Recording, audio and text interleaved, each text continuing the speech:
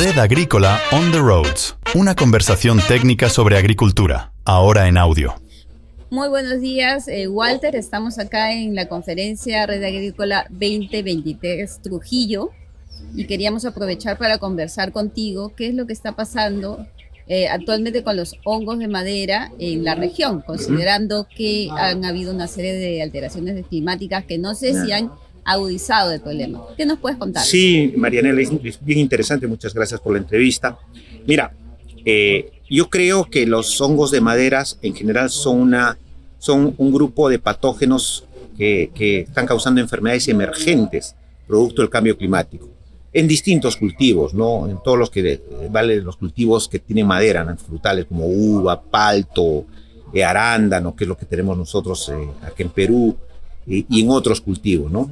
Y es interesante porque muchos de estos patógenos que normalmente no eran problema en algunas latitudes, hoy en día han empezado a surgir como problema por la masificación del movimiento de material genético y el aumento de temperaturas, ¿no? Nosotros específicamente acá en Perú tenemos un grupo de la familia de las Botriosfaeria, del grupo de las Ciodiplodias, ¿no? Que es donde mi área de investigación se está desarrollando. Y definitivamente estos hongos, con el crecimiento de áreas de palto, la introducción del arándano, la incidencia de estos hongos ha aumentado significativamente. No son muy bien entendidos, la epidemiología es bien compleja. Nosotros allá en la universidad tenemos un laboratorio de diagnóstico. Yo tengo las estadísticas, recibimos muchas muestras de distintos cultivos, ¿no? Uva, arándano, palto, con la incidencia de estos hongos, y estamos haciendo algunos trabajos de investigación para determinar este daño. He visto en otros países también, por ejemplo, inicios de verano de este año, en marzo, recibí una invitación en Chile, por ejemplo, con la presencia de unos brazos muertos, y hay mucha falta de información en el diagnóstico y entendimiento de estos problemas, ¿no? Entonces, Colombia lo tiene algo, aunque ahí es mucho más complejo porque es una zona más tropicalizada, pero conforme hagan más paltos van a ir siendo un problema, ¿no? Y es eso, son hongos muy especializados en afectar la madera y tienen comportamientos muy especiales, ¿no? Muchos de ellos, como pasa en Perú, se pueden estar dentro del tejido vegetal sin ocasionar daño. Eso se llama, tiene un comportamiento endofítico, está en estado latente, hasta que ese frutal, sea palto, sea arándano, sea uva, sufre un proceso de estrés. Y como entenderás, con los cambios climáticos, ahora que estamos pasando un fenómeno del Niño, un año caliente en determinada fenología, o lo que pasa en climas tropicales, conversando en Colombia, la irregularidad de las lluvias que hace que haya periodos de sequía muy prolongados, y luego lluvias hace que los paltos se estresen, por ejemplo, y estos hongos se activan y empiezan a causar daños en la madera, y muchos de los daños pueden impactar significativamente el rendimiento de los cultivos, ¿no? No son de fácil control, son de desarrollo relativamente lento, pero una vez que se desatan como problema limitan la producción y se van a convertir en una limitante en los productores de los cultivos en donde sea problema. ¿Dónde está más presente? ¿En Perú entonces? Sí, porque Perú tiene condiciones de climas áridos, ¿no? Y tiene un rango de temperaturas que las mínimas no bajan de 14 y no tenemos temperaturas muy altas, ¿no? En lugares, si uno se va más al hemisferio sur, y estado en Chile, las mínimas a veces pueden bajar muy bajo, por debajo de 5 o 4 grados centígrados para el cultivo del palto, por ejemplo, limitan el desarrollo de estos hongos, pero con el cambio climático, entonces han empezado a aparecer los problemas, ¿no? En Colombia se mezclan otros problemas también, porque ahí tienes un periodo de lluvias, pero cuando hay periodos de sequía yo he visto aislamientos, he visto daños de la Ciodiplodia que están en el proceso de entender. Todavía la industria del palto o aguacate, como ellos llaman en Colombia, es una industria joven, ¿no? Y estas enfermedades también se van desarrollando con el tiempo, conforme más edad tengan los paltos o los arándanos y las uvas, han aparecido estos problemas, ¿no? Y yo considero que van a ser también los que van a influir mucho en la vida útil de muchas de las plantaciones, ¿no? O sea, en palto, en arándano y en uva, cuando el incremento de la incidencia de esta enfermedad en un huerto sea muy alto, esa vida útil se va a ir recortando y probablemente vamos a tener que matar plantaciones. Y en climas tropicales este proceso es mucho más acelerado que en climas extremos, ¿no? En Chile no lo vemos entonces tanto. No como un problema serio, solo este año, claro, ha habido un incremento de temperaturas, no es tan, acá en Perú es mucho más agresivo, y en Perú pasa algo bien peculiar. Conforme te vayas al sur del Perú, es menos severo, te vas acercando al Ecuador, Chaimochi tiene problemas, Olmos es más problema y Piura es más problema en los cultivos en donde afectan. Ahora hay una diversidad de especies que hay que estudiar todavía, ¿no? Son complejos el estudio de estos hongos porque muchas de ellas son especies crípticas. ¿Qué quiere decir? Que yo aíslo el hongo, lo veo al microscopio y morfológicamente no los puedo diferenciar, entonces tengo que hacer un trabajo molecular. Ahí sí la biología molecular es una herramienta muy útil. Y es una sorpresa porque pensamos que solo había la Acidiplodia tobrobae en la costa peruana. En el caso de Palto, que tenemos varios aislamientos, en Arándano pasa algo parecido, pero en Palto, que donde el cultivo tiene más edad, hemos encontrado una diversidad de especies, ¿no?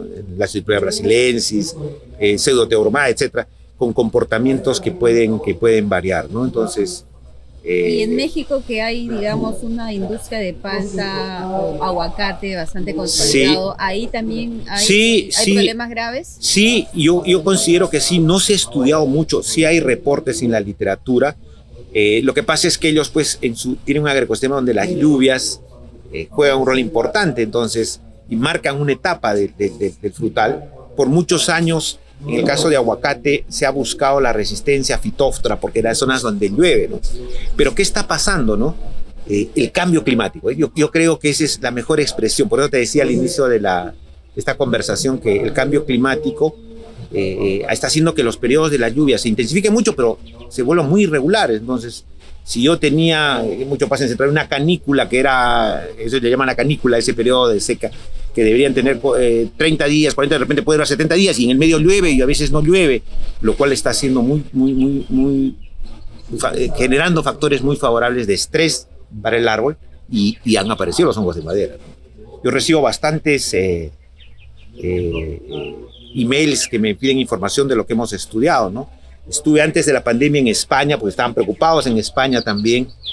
Porque el calentamiento global ahí me han mandado unos trabajos, ellos tienen unas especies diferentes a las nuestras de Botrytis aérea, igual que Chile, ¿no?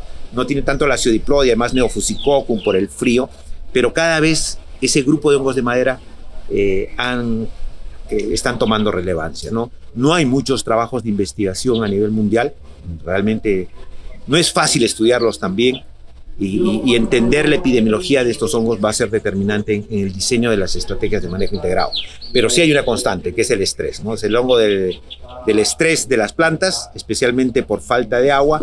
Está claro que ese es uno de los factores desencadenantes. El manejo, dependiendo del cultivo y el agroecosistema, tiene distintas aristas, ¿no?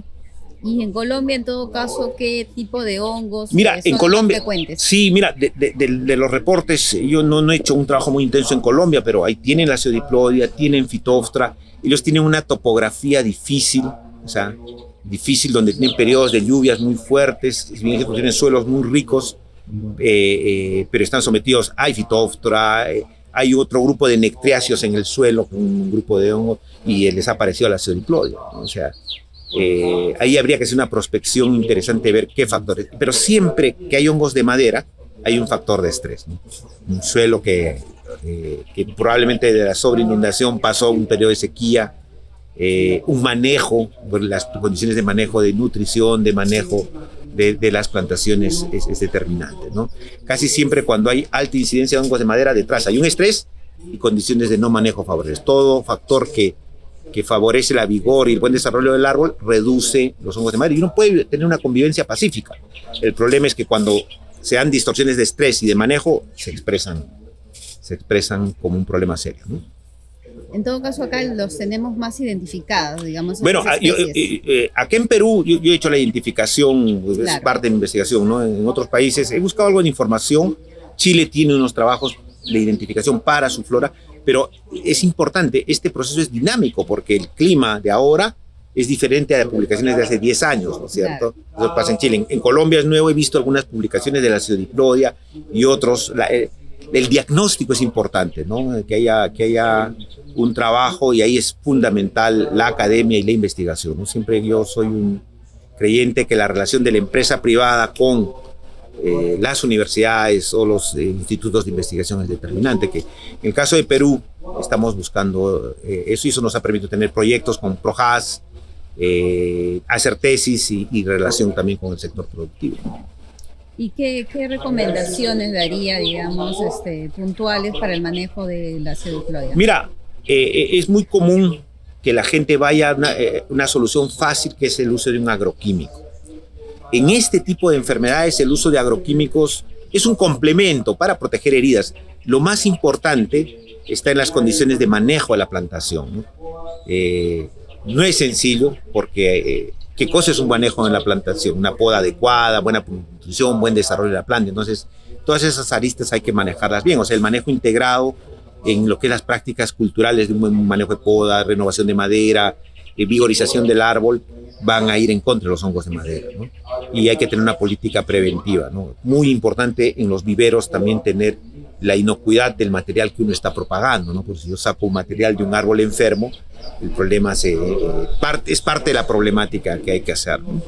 ¿Qué nuevas investigaciones veremos de parte de ustedes en los próximos meses? Sí, nosotros ahorita estamos abocados un poco a caracterizar la presencia de esos hongos de madera en la fruta como problemas de post cosecha. ¿También tiene incidencia? Sí. Hay muchos que están relacionados con la fruta. En esta época del niño se han presentado algunos problemas en fruta y estamos tratando de entender ese proceso para manejar eso. Recuerden que la fruta que nosotros exportamos acá de Perú termina en Corea, en la China, en la India. O sea, nuestra fruta tiene que ser viajera, ¿no? Entonces, queremos ver cómo es la dinámica y la epidemiología de esos hongos en la fruta, que sí se han presentado. El caso de la pseudoploida tiene una presencia en la fruta, hay otros también. ¿Cómo se observa la fruta, digamos? Es la famosa pudrición peduncular, en inglés stem rot, entra por el pedúnculo y afecta a la fruta, ¿no? Felizmente nuestras especies son muy sensibles al frío, pero hay variantes que pueden presentarse en fruta en 7 grados, 8 grados centígrados. O sea, es interesante. Estamos justo entendiendo ese proceso, porque los estudios que hemos justo recientemente acabamos de terminar una tesis en donde hemos hecho un muestreo con PROJAS de todas las zonas del Perú y hemos aislado ese hongo de la fruta. Y hemos encontrado una biodiversidad interesante por zona. Inclusive tenemos aislamientos de la zona de sierra, porque el palto... ¿Solo estos hongos de la pseudoploida o otros hongos? Y nosotros pensamos que la pseudoploida teobromada es importante. Hay otros hongos que estamos justo terminándolos de estudiar y vamos a ver el comportamiento. Pensamos que los hongos de la sierra son más adaptados a condiciones de frío, y eso preocupa un poco para ver el impacto que pueda tenerse en el destino. Y por último, ¿qué veremos, digamos, en los próximos años? ¿Va a haber, digamos, una propagación, digamos, esta enfermedad? ¿Va a ser yo pienso que va a crecer la enfermedad, van a haber más reportes en nuevos países, como ya están presentes, en cultivos nuevos como aguacate o arándano. El arándano es impresionante cómo se está sembrando en todo el mundo. Estos hongos van a aparecer como un factor importante. Es lo que ha pasado en Perú al inicio.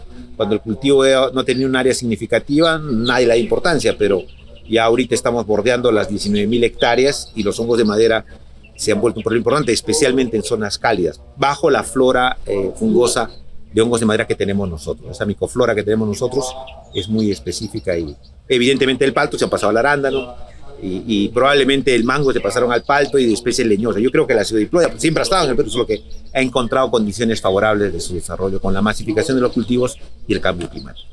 Muy bien. Bueno, le damos las gracias, Walter, al doctor Walter Apaza, y bueno, seguimos conociendo entonces más adelante qué pasará con estos hongos. Perfecto, un gusto, gracias a ustedes. Hasta luego. Red Agrícola On the Roads. Una conversación técnica sobre agricultura, ahora en audio.